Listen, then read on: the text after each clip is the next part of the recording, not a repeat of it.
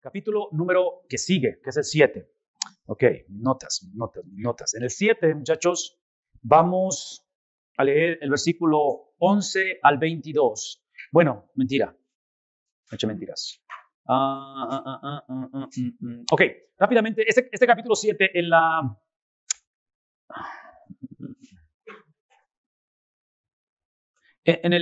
al principio del capítulo, versículos 1 al 3, da la explicación y habla acerca del orden de Melquisedec, de quién es él, qué es el punto, por qué es que Cristo es supremo al linaje de los sacerdotes, de los sumos sacerdotes de Israel. Y en este caso,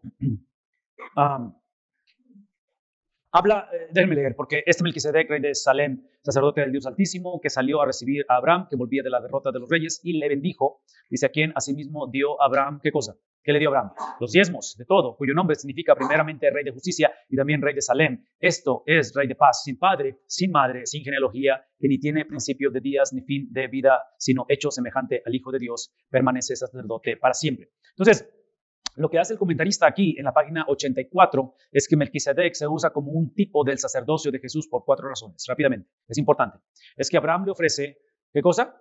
Su diezmo, lo cual en la cultura judía, los inferiores diezman a los superiores o mayores. Entonces, automáticamente crea ese componente donde aparentemente Abraham, siendo el padre de la fe, Abraham siendo el padre de la nación de Israel, no el fundador, pero el fundador es Moisés, aparentemente él viene en una actitud de inferioridad ante este sacerdote. Sus padres de Melquisedec no están registrados, de lo cual le está dando un concepto, un sabor, un entendimiento de algo eterno. Está conectando con Jesús, ¿ok? El caso de que él fue un líder de la santa ciudad posteriormente, la cual es Jerusalén. Él fue un sacerdote del Dios Altísimo y él permite que el autor establezca un sacerdocio legítimo aparte del sacerdocio levítico. Por lo tanto, él es la única persona en el Antiguo Testamento que combina realeza y sacerdocio. Es Melquisedec. Le bendice. El mayor bendice al menor. Melquisedec bendice a Abraham. Por lo tanto, Abraham, y por implicaciones rabínicas, sus descendientes de Leví fueron bendecidos ¿por quién? Por el mayor, que es Melquisedec. Esto demuestra su superioridad sobre el sacerdocio de Aarón y también nos muestra que Jesús, quien era de la línea de Judá, no de Leví, podría ser un sacerdote de una orden diferente. En fin, en cuestión de los diezmos, dice que el diezmo es más antiguo que la ley mosaica. ¿Han pensado en eso por algún momento? El diezmo es más antiguo que la ley mosaica. Era una manera como el sábado y primeros frutos para mostrar que Dios es dueño de todo. Una de las cosas que tal vez les podría decir así más rapidito, si acaso tienen que hablar de diezmo o de finanzas o mayordomía con respecto a esto, porque mucha gente va a argumentar que la Biblia no enseña del diezmo. ¿Han escuchado eso? Ok. La cosa con esto es de que el esfuerzo que necesitamos hacer o continuar haciendo cuando leemos el Antiguo Testamento, especialmente el Pentateuco y todo ese tipo de lecturas, porque les dije hace algunos días que parte de la grandeza del liderazgo de Moisés es la habilidad que él tiene de fundar, de crear, de establecer los sistemas, los principios, las bases del discipulado para una nación. Eso es Moisés, el Pentateuco. Caminar por 40 años en el desierto, él sienta las bases de cómo una nación se disipula. No como una nación evita el infierno, no como una nación va al cielo. Ese es el producto del discipulado. Pero tomar decisiones, vivir la vida, reaccionar a la vida, navegar las eras que están empalmadas, navegar la realidad de que Satanás es un ser poderoso, limitado, Satanás tiene una agenda que es clara. ¿Cómo le hacemos? ¿Cómo le hacemos para terminar la carrera? Es a través del discipulado que Moisés establece, a través de la formación de la nación de Israel en ese aspecto. Todo esto lo menciono porque a lo que no le hacemos justicia al Antiguo Testamento, a Moisés y a este proceso de discipulado, es que como estamos viendo todo por espejo retrovisor y todo es historia y todo está hecho y ahí está la nación de Israel y todo eso, muchas de las profecías cumplidas, es que se nos olvida que los estatutos establecidos de Dios, por Dios, a través de Moisés, son estatutos completamente revolucionarios. Cuando ustedes leen los 10 mandamientos y escuchan que vas a tener un día de reposo, esta es una cultura en la cual si no trabajas, no comes. Entonces, ¿cómo es posible que me estés diciendo que no coma? ¿Me explicó? Aquí no hay sistema de refrigeración, aquí no es de que vas y pones las cosas en el refrigerador, aquí simplemente comes lo que cosechas. Es todo, ¿verdad? Entonces, este concepto de que, hey, día de reposo, es un concepto que simplemente Dios está diciendo conforme entras a la tierra prometida. Uno de los distintivos acerca de ti, conforme se acaba el auxilio y viene la ayuda, es de que tu trabajo es simplemente el vehículo para demostrar que yo soy tu sustento. ¿Verdad? que no es tu habilidad de trabajar la que te sostiene. Entonces, porque yo soy tu sustento, vas a trabajar. ¿Sí ven la diferencia? Porque yo soy tu sustento, ya no te doy auxilio, te doy ¿qué cosa? Ayuda. Entonces hay que trabajar, pero por mucho que trabajes y tienes que trabajar duro, el trabajo siempre es el vehículo hacia el objeto del trabajo, como es la oración, como es la fe, como es todo. El objeto del trabajo, ¿quién es? Es Dios, es la magnificencia, es el engrandecer, el desplegar la fama del que provee la tierra, que es el dueño de la tierra, que es el dueño de mis fuerzas para trabajar. ¿Es un mensaje que necesitamos escuchar hoy en día? La iglesia lo necesita, la gente lo necesita hoy en día. Y menciono todo esto porque, otra vez. Lo menciono porque ustedes van a ir a lugares, van a trabajar con gente, de todo tipo de gente, que en un momento dado, la subcultura de la iglesia hoy en día, evangélica, bautista, por donde quiera, es el concepto de que ustedes entran como seminaristas o están como pastores ya, lo que sea, voluntario, tiempo completo, donde ustedes entran como otra vez, como ustedes son la primera división y ellos son la segunda división. Porque ellos su ingreso lo hacen a través de una farmacia, a través de una oficina, a través de un aula como maestros. ¿Me explico? Entonces decimos, los seminaristas, los pastores, son los que realmente aman a Cristo y conocen la Biblia. Entonces, como ellos son primera división, son segunda división, por eso es que cuando me enfermo y cuando está la persona en el hospital, hay que hablarle a quién. Al pastor para que él ore, porque cuando él ora es la oración de veras. La mía es como que, no llega, es muy lejos. Ok, esa es la subcultura con la que vamos a trabajar, ¿no es cierto? Ok, no es bíblica, no nos ayuda y es un discipulado mal hecho. ¿Qué es el punto? De que cuando pensamos en la labor de 6 días y 1 de reposo, es diciendo el Señor que el día de reposo es simplemente la manera tangible de decir que mi trabajo, el labrar la tierra o lo que hago de trabajo, tiene la misma importancia e impacto espiritual que el trabajo de alguien que se dedica a predicar el evangelio. Que la restauración de la persona de Cristo, la obra, los 33 años de Cristo, no solamente restaura el corazón, el espíritu del hombre, restaura la creación, restaura la totalidad del cosmos. Entonces, la resurrección de Cristo, cuando Filipenses dice que el Padre le da el nombre, que es por sobre todo nombre, es que su autoridad no es solamente sobre aquellos que creen en Él, aquellos que van a ir al cielo, es sobre Satanás mismo, es sobre el infierno. Cristo reina sobre el infierno. Cristo reina sobre todo. Entonces, es obvio que reina sobre el chofer de los autobuses y sobre el que trabaja en una bodega. ¿Qué es el punto? De que aquí la meta no es que cuando sentimos el llamado dejemos el trabajo secular y nos metamos al trabajo vocacional. Nada malo con hacerlo y muchos de ustedes lo han hecho. Nada malo con eso. Eso es entre ustedes y Dios. Simplemente que si eso lo han hecho o lo están haciendo o desean hacerlo, no lo hagamos con una mentalidad de que lo que hacía antes era del mundo. ¿Me explico? Eran cosas seculares. Pero ahora, como estoy en la iglesia, no, ahora sí, esto realmente es lo espiritual, lo que real. No. Esa no es la mentalidad de la Biblia. E inclusive yo argumentaría que eso es lo que ha lastimado el evangelio. ¿Por qué? Porque por lo menos 3 cosas sucedieron cuando Constantino y el gobierno romano legalizan el cristianismo, que fue el año que 313, 300 no sé qué, en la historia del cristianismo, es donde inicia lo que se conoce como, y yo no sé cómo se dice en inglés, pero en inglés la palabra es Christendom, que es la era cristiana. ¿Qué es lo que sucedió? Es lo que sucedió. Una es que el cristianismo, en lugar de ser encarnado, se hizo de una manera de atracción, de que tienen que venir a un lugar santo, consagrado, llamado templo, donde anteriormente, ¿dónde se reunían? ¿Dónde adoraban a Dios? En las casas, en las calles, por todos lados. Entonces, el evangelio estaba redimiendo, antes de esto, redimía el gobierno, el entretenimiento, redimía las amas de casa, redimía los hospitales, donde quiera estaba el evangelio, ¿me explico? Y entonces creamos este concepto de que realmente la presencia de Dios habita el domingo a las 11 de la mañana, cuando nuestro pastor abre la Biblia. No es cierto eso. Entonces fue el primer problema. En lugar de ser encarnado, se hizo de atracción. La segunda cosa que hicimos en el cristianismo, en aquel tiempo, es que empezamos a crear jerarquías. Y creamos la división entre el clero y los laicos. No es bíblico, ¿verdad? No es bíblico. Pero hasta la fecha nos beneficiamos de ello. Gracias a Dios tenemos oportunidad de servir vocacionalmente. Nada malo con ello, nada malo de vivir del evangelio. ¿Me explico? Pero Pablo, el cual pudo él vivir del evangelio en su totalidad, él decide ser bivocacional. ¿Me explico? Él decide hacer eso. Entonces, una es los edificios, donde en lugar de encarnarlo lo hacemos atracción. La otra es la cuestión de crear las jerarquías. Y la última, no me puedo acordar. Si me acuerdo, se las platico. Hay una tercera, que no recuerdo cuál es. Entre paréntesis, eso es lo que típicamente se le considera la era cristiana, el Christendom, que le llaman. Cuando hablamos acerca de la era modernista, la era postmodernista, ¿sí? ¿Conmigo? ¿Saben esos términos? ¿Saben de qué estoy hablando? Implica el fin de la era cristiana. Somos una cultura, jóvenes, ustedes son una generación en la cual ha nacido donde el cristianismo no tiene la ventaja. No tiene, en mi mente regreso a las películas de Cantinflas, de Tintán, de Pedro Infante, donde inclusive Cantinflas tiene una película llamada El Padrecito, donde literalmente existía la imagen de que el cura, el líder religioso, había un concepto de respeto, independientemente si lo merecía o si estamos de acuerdo en la teología, pero por eso es que las iglesias siempre se construyeron los templos en el centro de la ciudad, en la plaza, porque es el ícono, es donde gira, ahí todo está en contorno a eso, ¿verdad? Eso ha desaparecido, eso no existe. Hoy en día, ustedes, su generación y los hijos de ustedes eventualmente, la imagen de un líder religioso es alguien que abusa a niños. ¿No? Seamos honestos. Esa es la gente con la que estamos llamados a trabajar.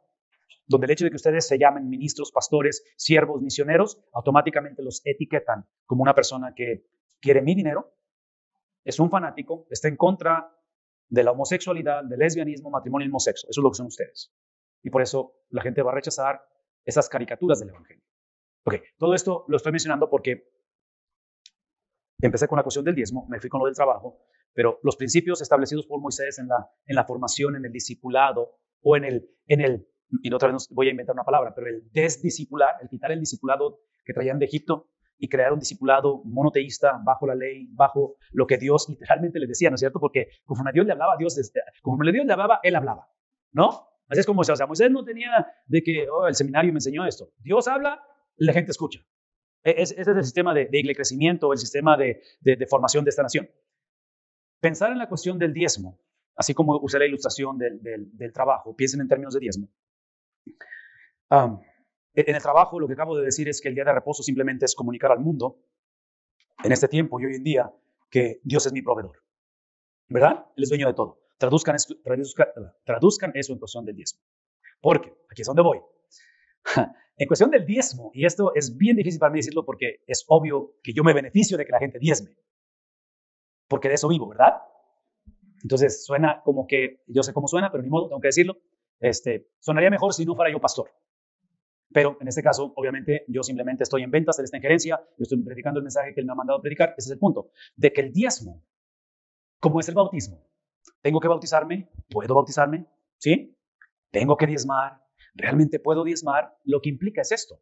El diezmo es simplemente el vehículo en el cual sí es mandato divino, como lo es el bautizarse, pero el punto del diezmo no es diezmar. El punto del diezmo es simplemente recordarme a mí mismo que la meta no es entregarle a Dios lo que le pertenece, es glorificarlo con el 90% que me corresponde administrar.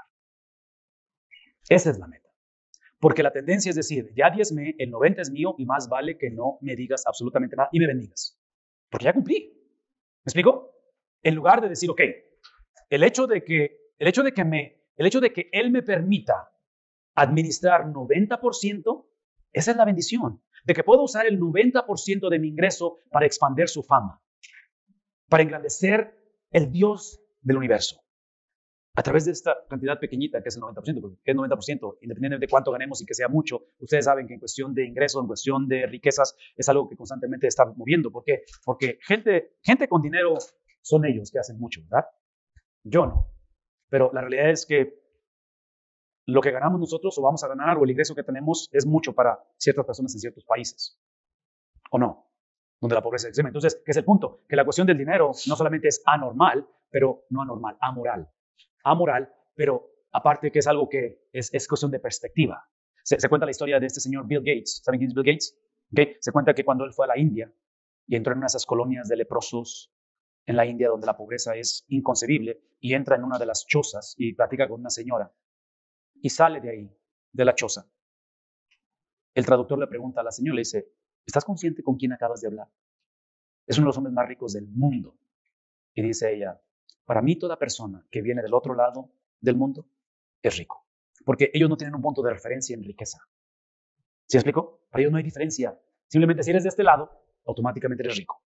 Entonces, ¿por qué? Porque es un concepto que se mueve dependiendo de dónde estamos, ¿verdad? Entonces, por eso decimos, no, ricos son los que ganan esta cantidad, los que pastorean este tipo de iglesias, los que viven este tipo de estilo de vida.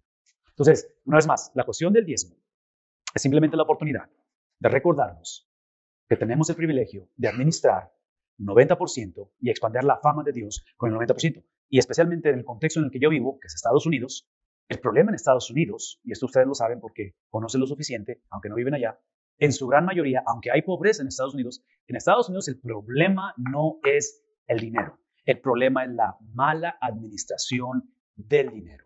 ¿Qué significa ello? Eso es lo que significa. Yo estoy hablando de cristianos. Significa que en Estados Unidos, porque entre más recursos hay, más ¿cómo se dice? Nos emproblemamos, más causan problemas. Es esto. En Estados Unidos la tragedia es que nuestro estilo de vida en Estados Unidos, y eso suena completamente prejuicioso en contra de donde vivo, pero el estilo de vida está siendo correteado por el ingreso.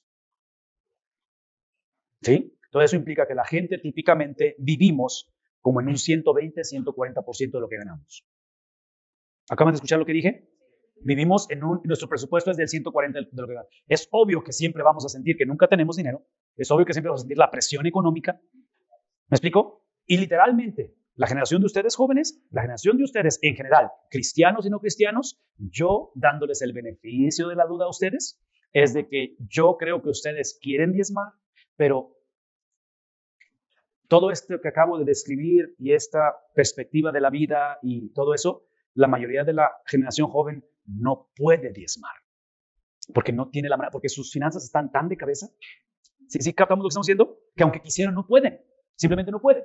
Donde yo estudié hace años y algunos de mis compañeros con los que yo estudié en la universidad, en el seminario, son personas que ahorita son profesionistas en diferentes aspectos, lo cual no quito absolutamente nada de ello, pero me lo han dicho así. Y cuando digo estudié, estoy hablando de teología, ministerio, son personas que me lo han dicho abiertamente. Yo no puedo pastorear, aunque Dios me llamó y fui capacitado, no puedo hacer lo que realmente he querido hacer, que es plantar iglesias o lo que sea, porque simplemente no puedo dejar el estilo de vida que tengo. No puedo dejar el trabajo que tengo. Entonces, dices tú, ok, este es un problema. ¿Me explico? Que no sucedió de la noche a la mañana. Y aquí simplemente toco esta cuestión del diezmo, porque yo no creo que la meta es diezmar. Yo creo que la meta es honrar a Dios, expandir su fama. ¿Con qué cosa? No con el diezmo, con el 90% que administramos. Y entre paréntesis. Escuchen esto, porque tengo 22 años de experiencia en el matrimonio. Una de las cosas más placenteras del matrimonio es casarse con una persona generosa. Una vez más, una de las cosas más placenteras del matrimonio es casarse con una persona generosa. Una de las cosas más dolorosas en la vida es casarse con una persona. ¿Cuál sería el opuesto? Una persona que vive para sí mismo. ¿Qué es mi punto? Ese es mi punto. Que si como solteros aprendemos a practicar lo mínimo de la generosidad, que es la administración de los recursos. Los recursos o el dinero es algo tan tangible y tan real que no hay misterio en cuánto recibimos y a dónde lo mandamos. No hay misterio. A veces sentimos que es misterio porque decimos, no sé para dónde se me fue. No sé qué le pasó al dinero que tenía. Se fue a donde lo mandamos. ¿Sí me explico? No hay misterio. El punto es este. Si podemos ser disciplinados y generosos con lo tangible, yo creo que vamos a poder o aprender a ser generosos con lo no tangible. Los sentimientos, las emociones, el perdón, el ser perdonado a mí mismo, el amar, el odiar. Porque las cosas no son tangibles. ¿Me explico? Es la cosa de que dices, es que no sé, pero dejé de amarlo. No sé, pero me enamoré. Entonces, no tienes así algo que puedas tocar, son emociones. Entonces, si pudiéramos pensar en ser fieles en lo poco para ser confiados en lo mucho y aprender como solteros a ser generosos en algo tan tangible como es los recursos, al momento de casarnos, al momento de compartir la vida con esa persona, y para los que estamos casados, nunca es tarde hacer esto, pero vivir esa vida de generosidad, de disciplina, donde por eso es que les decía yo días atrás que en la cuestión de la salvación, el arrepentimiento no es un evento, sino un ¿qué? Es un hábito.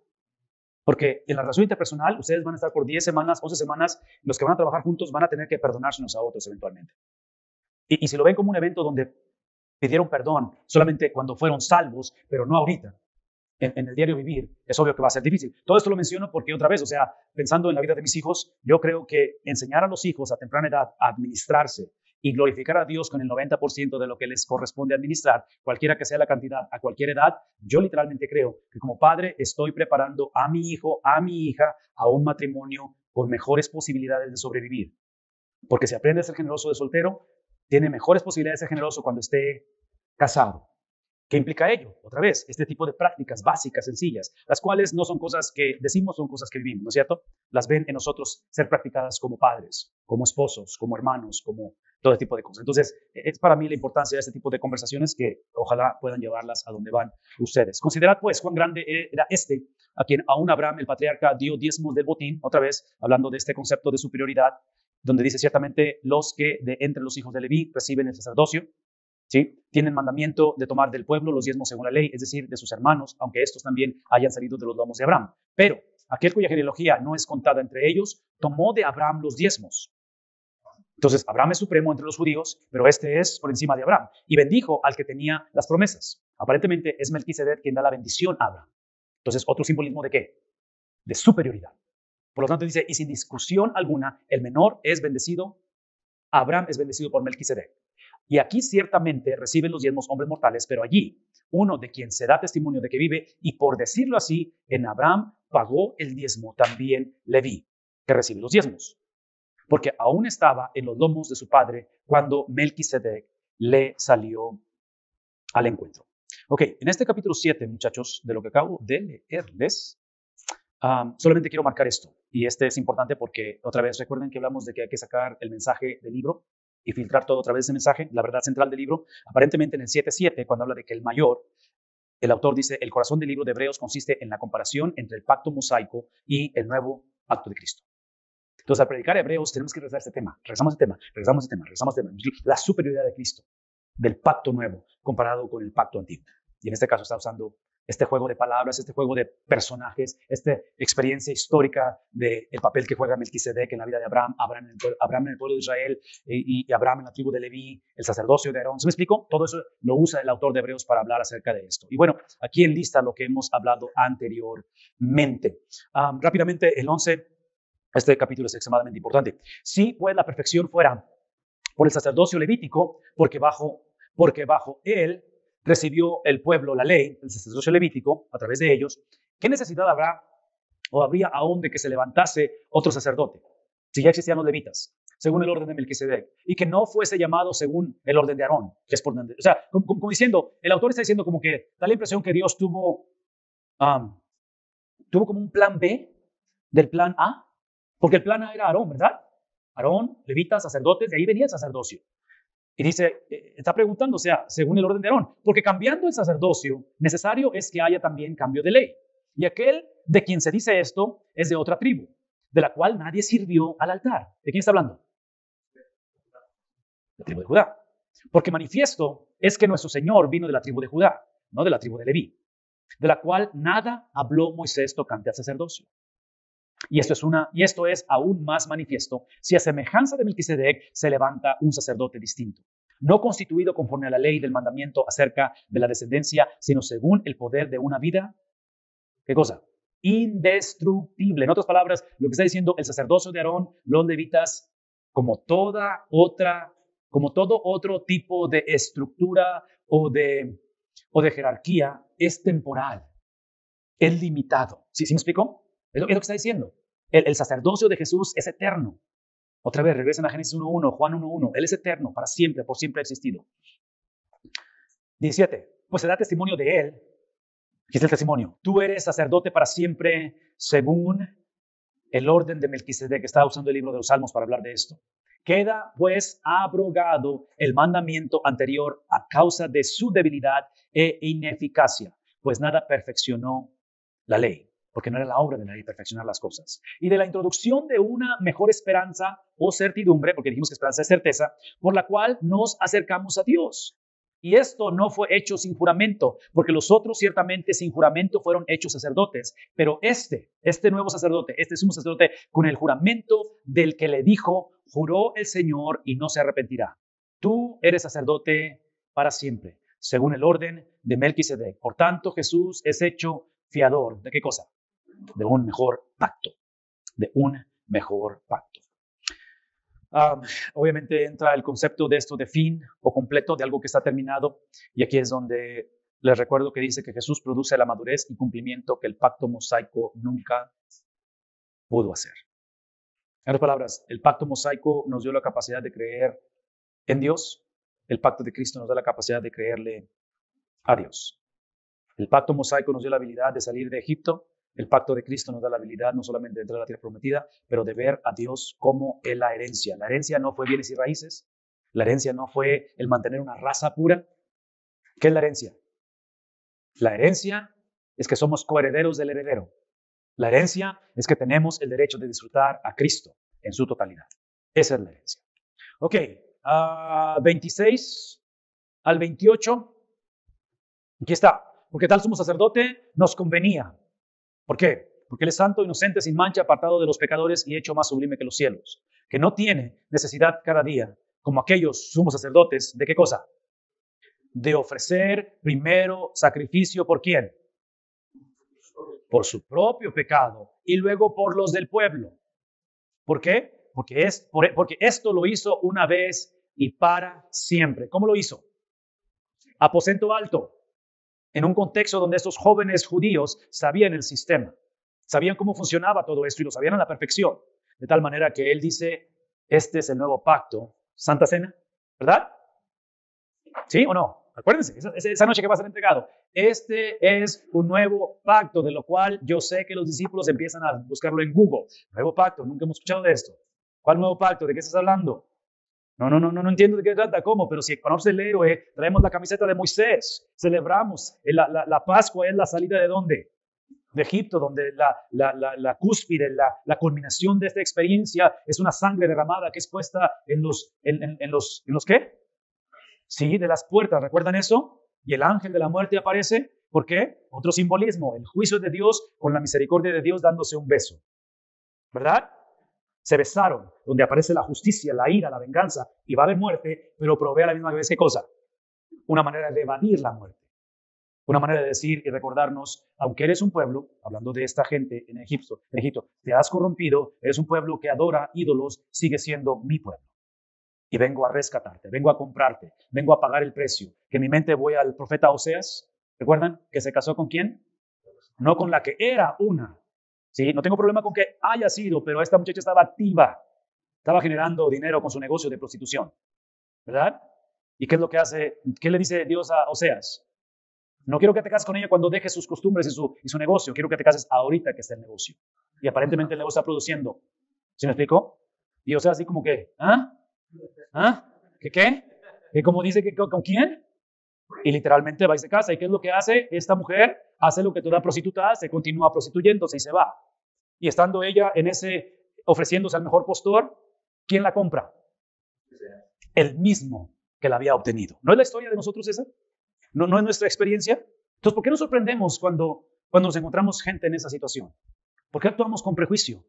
Cada error, cada persona, cada historia, cada experiencia de pecado tiene que ser un recordatorio de dónde el Señor nos ha traído.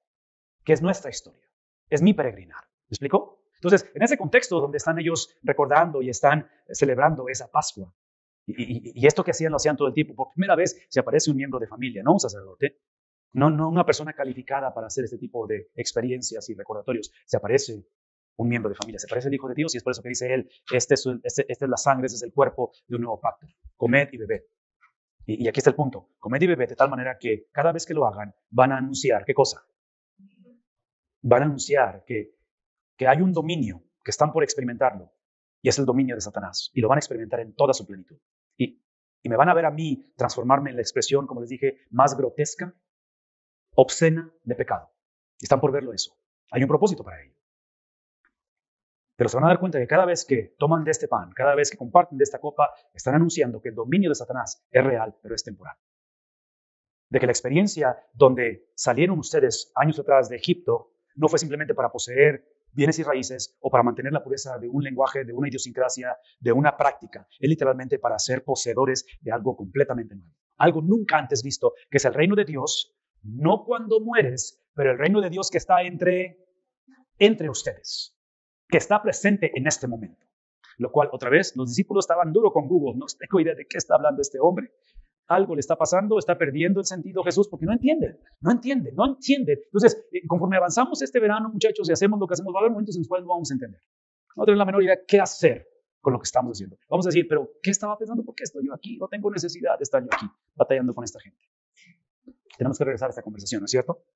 Tenemos que regresar a esta experiencia de decir, ok, Cristo nos ha llamado a hacer esto. En fin, él simplemente está hablando aquí y termina diciendo, es el que no ofrece primero sacrificios por sus propios pecados y luego por los del pueblo, porque esto lo hizo una vez para siempre, ofreciéndose a sí mismo, porque la ley constituye, ¿qué cosa? Sumos sacerdotes a débiles hombres. Pero la palabra del pacto, del juramento, posterior a la ley o por encima de la ley, ha constituido, ¿a quién?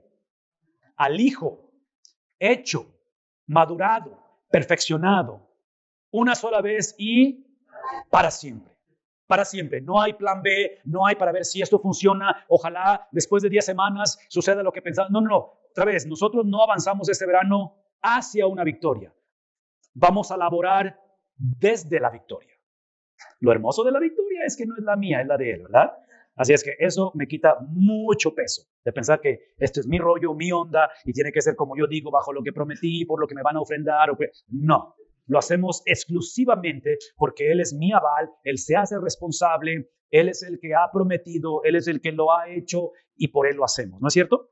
Entonces es parte de lo que está llevándonos a pensar aquí el escritor de Hebreos. Ok, hay un pasaje más de este mismo capítulo, no se emocionen porque ya voy a acabar, pero casi acabo aquí.